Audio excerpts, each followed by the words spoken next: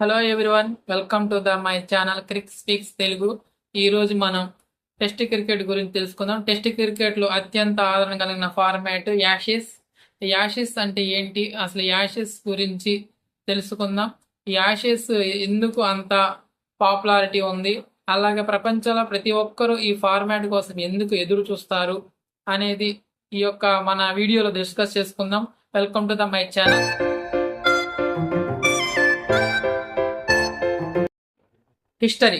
History అనేది మనం తెలుసుకున్నట్టయితే, cricket అనేది మన చిన్నప్పటి నుంచి క్రికెట్ చూస్తూ ఉంటాం, అలాగే ఆడి ఉంటాం. చాలా మంది మన దగ్గర చూసేవాళ్ళు, మన వీడియో చూసేవాళ్ళు కూడా క్రికెట్ అంటే ఇష్టం ఉన్న వాళ్ళు, అలాగే చిన్నప్పుడు క్రికెట్ ఎక్కడో చోట ఆడేవాళ్ళు. అలాంటిది మన క్రికెట్ ఎక్కడ పుట్టింది అనేది ఎవరికైనా డౌట్ వచ్చే ఉంటుంది. కానీ ఆ క్రికెట్ కనిపెట్టింది మాత్రం ఇంగ్లాండ్లో ఆ క్రికెట్ అనేది పుట్టింది. అలాంటి ఇంగ్లాండ్ గడ్డ మీద ఆస్ట్రేలియా అనే ఒక కంట్రీ అక్కడికి వెళ్ళినప్పుడు చాలా అవమానం ఎదుర్కొన్న టీము ఆస్ట్రేలియా. ఎందుకంటే ఇంగ్లాండ్ వాళ్ళు ప్రపంచం మొత్తాన్ని డామినేట్ చేయగలనే వాళ్ళ యొక్క ఊహ చాలా మనకి నచ్చనిది. అలాంటి ఇంగ్లాండ్ వాళ్ళ గడ్డ మీద ఆస్ట్రేలియా వాళ్ళు మొదటిసారి వెళ్ళినప్పుడు అక్కడి మీడియా కానీ అక్కడి ప్రజలు కానీ వాళ్ళని చాలా తక్కువగా చూడడం జరిగేది. అలాంటి ఆస్ట్రేలియా వాళ్ళు అక్కడికి వెళ్ళినప్పుడు ఇంగ్లాండ్తో మొట్టమొదటి మ్యాచ్ అనేది, అంటే అఫీషియల్ మ్యాచ్, అంటే అనాధికార టెస్ట్ అనేది అక్కడ జరిగింది. అది ఎక్కడంటే ఓవల్ గ్రౌండ్, లండన్లోని ఓవల్ గ్రౌండ్లో 1882లో అక్కడ ఇంగ్లాండ్ మరియు ఆస్ట్రేలియా మధ్య మొట్టమొదటి టెస్ట్ మ్యాచ్ అనేది జరిగింది. చాలామంది అనుకోవచ్చు టెస్ట్ మ్యాచ్ అనేది ఎప్పుడో జరిగింది, కానీ ఫస్ట్ అఫీషియల్ టెస్ట్ మ్యాచ్ అనేది ఇంగ్లాండ్ మరియు ఆస్ట్రేలియా మధ్య అక్కడ జరిగింది. అది లండన్ ఓవల్ గ్రౌండ్లో. అక్కడ ఆ మ్యాచ్లో ఇంగ్లాండ్ వాళ్ళని ఆస్ట్రేలియా వాళ్ళ జట్టు మొట్టమొదటిసారి ఇంగ్లాండ్ గడ్డ మీద ఆస్ట్రేలియా జట్టు వాళ్ళని ఓడించింది. అలా ఓడించడం వలన అక్కడి లోకల్ మీడియా, అంటే అక్కడ local media the sporting time అనే లోకల్ మీడియా వాళ్ళు ఇంగ్లీష్ క్రికెట్ ఈజ్ డెడ్, అలాగే యొక్క బూడిదని ఆస్ట్రేలియా వాళ్ళకి పంపండి, అంటే ఇంగ్లాండ్లో క్రికెట్ అనేది పుట్టింది. అలాంటి ఇంగ్లాండ్లో వేరే కంట్రీ వాళ్ళు వచ్చి వాళ్ళ దేశంలో వాళ్ళ గడ్డ మీద వాళ్ళని ఓడించడం అక్కడి ప్రజల మధ్య, అలాగే అక్కడి పొలిటీషియన్స్ మధ్య అప్పట్లోనే అది ఒక పెద్ద వివాదం జరిగింది. ఇలాంటి ఆర్టికల్ అనేది వాళ్ళు రాయడం, అది ఇంగ్లీష్ క్రికెట్కి చాలా అగౌరవంగా భావించి వాళ్ళు చాలా అగౌరవంగా ఫీల్ అయ్యారు. ఈ విధంగా ఇంగ్లీష్ క్రికెట్ చనిపోయింది అనే ఆర్టికల్ రావడం ప్రపంచవ్యాప్తంగా టెస్ట్ క్రికెట్ అభిమానులకి, అలాగే ఆస్ట్రేలియా వాళ్ళ ముందు పరువు పోయిందని వాళ్ళు ఎంతో బాధపడి ఆ యొక్క టెస్ట్ సిరీస్ ఆ రోజు ఆ విధంగా ముగిసింది. అసలు మొట్టమొదటి ట్రోఫీ అంటే మన ప్రతి ఒక్కరు అనుకుంటాం, ఏదైనా ట్రయాంగిల్ సిరీస్ జరిగిన తర్వాత బైలాటరల్ సిరీస్ జరిగినా మనకు ఒక ట్రోఫీ అనేది ఉంటుంది. అది వన్డే కానీ, టెస్ట్ కానీ, T20 కానీ, ఏ సిరీస్ అయినా సరే, ఏ దేశంలో అయినా సరే, ఎక్కడైనా సరే అది జరిగినప్పుడు ఒక ట్రోఫీ అనేది నిర్వహిస్తారు.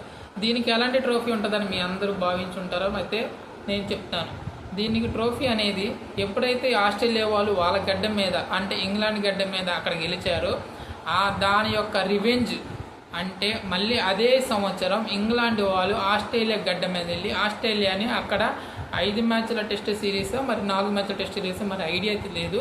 అక్కడ మరి వాళ్ళు అక్కడికి వెళ్ళి వాళ్ళ గడ్డ మీద, అంటే ఇంగ్లాండ్ వాళ్ళు వాళ్ళ గడ్డ మీద, ఆస్ట్రేలియా గడ్డ మీద వాళ్ళు అక్కడ టెస్ట్ సిరీస్ గెలిచారు. అలా గెలవడం వల్ల అక్కడి లోకల్ మహిళలు, అంటే చుట్టుపక్కల ఉండే మహిళలు, అక్కడ మన క్రికెట్లో ఉండే బేల్స్, అంటే వికెట్స్ ఉంటాయి, అలాగే బాల్స్ ఉంటాయి, అలాగే చాలా ఉంటాయి మన క్రికెట్ ఆడడానికి ఉపయోగించి. దాంట్లో ఒక బేల్స్ అని ఉంటాయి కదా, వాటిని ఫైర్ చేసి, అంటే తగలబెట్టేసి వాటిని ఒక బూడిద రూపంలో, అంటే ఆ వచ్చిన బూడిద ఆ యాష్ని ఒక చిన్న పాత్రలో పెట్టి అది ఇంగ్లాండ్ వాళ్ళకి గిఫ్ట్గా ఇచ్చారు. అంటే వాళ్ళు అక్కడ ఆస్ట్రేలియాలో సిరీస్ విన్ అయ్యారు కాబట్టి ఆ యొక్క గిఫ్ట్ని ఇంగ్లాండ్ కెప్టెన్కి అక్కడ వాళ్ళు అందజేశారు. అప్పుడు వచ్చిన ఆ యొక్క చిన్న కప్పే మీకు ఇక్కడ స్క్రీన్ మీద ఇస్తాను, అది ఎలా ఉంటుందో. ఆ యొక్క కప్పుని ది యాషెస్ అనే అప్పుడు కప్పులాగా ఒక ట్రోఫీ లాగా ఈ యొక్క సిరీస్కి నిదర్శనంగా నిలబడింది. ఈ ట్రోఫీ అంటే ఈ రెండు దేశాల మధ్య ఎప్పుడు సిరీస్ జరిగినా ఈ యొక్క ట్రోఫీని బహుమానంగా ఇవ్వడం జరుగుతుంది. సిరీస్ మోడల్ అంటే ఈ సిరీస్ మోడల్ ఎలా ఉండాలి అంటే మనం అందరూ చూస్తూ ఉంటాం, India was Pakistan, India was Sri Lanka, అలాగే బంగ్లాదేశ్ వాజ్ పాకిస్తాన్, అలా చిన్న చిన్న సిరీస్లు జరుగుతాయి, అలాగే పెద్ద సిరీస్లు జరుగుతాయి. ఆ రెండింటి మధ్య జరిగే సిరీస్ని అలాగే ఇంగ్లాండ్ మరియు ఆస్ట్రేలియా మధ్య జరిగే సిరీస్ని కూడా ఒక సిరీస్గా నిర్వహిస్తారు. ఈ సిరీస్ అనేది 5 మ్యాచ్ల టెస్ట్ సిరీస్ అనేది ఉంటుంది. దీన్ని 5 మ్యాచ్ల టెస్ట్ సిరీస్గా నిర్వహిస్తున్నారు. అలాగే ఎవ్రీ 2 years అంటే ప్రతి 2 సంవత్సరాలకు ఒకసారి ఈ సిరీస్ని నిర్వహించడం జరుగుతుంది. ఒకటి హోమ్, ఒకటి అవే. అంటే ఒక సంవత్సరం ఇంగ్లాండ్లో జరిగితే ఇంకొక సంవత్సరం ఆస్ట్రేలియాలో జరుగుతుంది. అంటే ఈ సంవత్సరం అంటే 2019లో ఇంగ్లాండ్లో జరిగింది అనుకోండి, అలాగే 2020-21 అంటే 2021-22 సిరీస్లో ఆస్ట్రేలియాలో జరగాలి. ప్రతి 2 సంవత్సరాలకి ఒకసారి జరిగే సిరీస్ని యాషెస్ సిరీస్గా భావించి దీని ట్రోఫీ ఈ యొక్క టోర్నీని నిర్వహిస్తున్నారు. దీనికి ఎంతో ఆదరణ కలిగింది. అలాగే ప్రేక్షకులు కూడా ఎక్కువ రావడం, టెస్ట్ క్రికెట్కి ఇది ఒక మంచి నిదర్శనం. టెస్ట్ క్రికెట్ ఇంకా బతికి ఉంది అనడానికి ఈ యొక్క యాషెస్ సిరీస్ అనేది నిదర్శనంగా నిలబడింది. అండ్ దీంట్లో రికార్డ్స్ అండ్ స్టాటిస్టిక్స్ అంటే ఈ యొక్క యాషెస్ సిరీస్లో ఇంగ్లాండ్ మరియు ఆస్ట్రేలియా వాళ్ళ మధ్య జరిగిన ఈ సిరీస్లో వారి యొక్క రికార్డ్స్ అండ్ స్టాటిస్టిక్స్ అంటే మొత్తం ఈ యాషెస్ సిరీస్ మొత్తం 74 యాషెస్ సిరీస్ జరిగినాయి. అంటే 1882లో ఎప్పుడైతే ఓవల్లో మొట్టమొదటి అఫీషియల్ టెస్ట్ జరిగిందో అప్పటి నుంచి 2025 వరకు ఇప్పటిదాకా మొత్తం 74 యాషెస్ సిరీస్ జరిగినాయి. ఈ యొక్క 74 యాషెస్ సిరీస్లో 34 ఆస్ట్రేలియా గెలిస్తే 32 ఇంగ్లాండ్ గెలిచింది. అంటే ఎక్కువ సార్లు ఆస్ట్రేలియా వాళ్ళు డామినేట్ చేశారు. వీటిల్లో ఆస్ట్రేలియా వాళ్ళు 35 గెలిస్తే ఇంగ్లాండ్ వాళ్ళు 32 గెలిచారు. వీటిలో 7 మ్యాచెస్ డ్రా జరిగినాయి. ఎక్కువ మ్యాచెస్ గెలిచింది ఆస్ట్రేలియానే. అలాగే ఇంగ్లాండ్ కొంచెం తక్కువలో ఉంది. అది పెద్ద మ్యాటర్ ఏం కాదు. టెస్ట్ సిరీస్ అన్నాక ఎక్కువ ఓటములు, డ్రాలు ఎక్కువ ఉంటాయి, మ్యాచెస్ విన్స్ అనేది చాలా తక్కువ ఉంటాయి.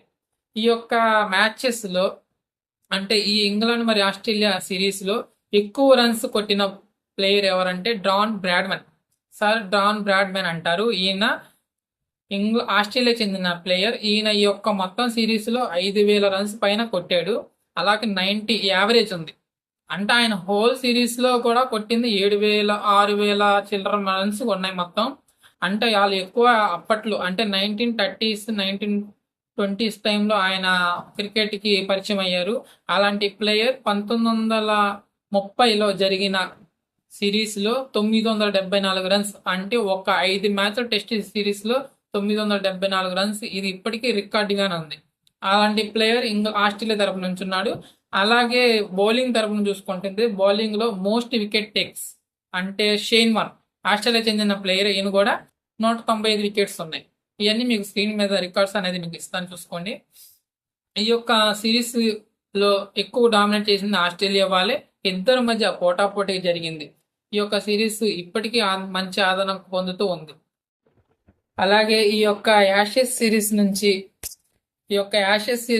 చాలా మంది ప్లేయర్స్ అంటే చాలా మంది లెజెండ్స్ మన యొక్క ప్రపంచ క్రికెట్కి పరిచయం అయ్యారు. వారిలో మొట్టమొదటి స్థానంలో ఉంది డాన్ బ్రాడ్మన్. ఆయన్ని డాన్ బ్రాడ్మన్ అంటారు. ఈయన ఆస్ట్రేలియా చెందిన ప్లేయరు. అంటే టెస్ట్ క్రికెట్లో 99.94 యావరేజ్ కలిగిన ఏకైక ప్లేయర్.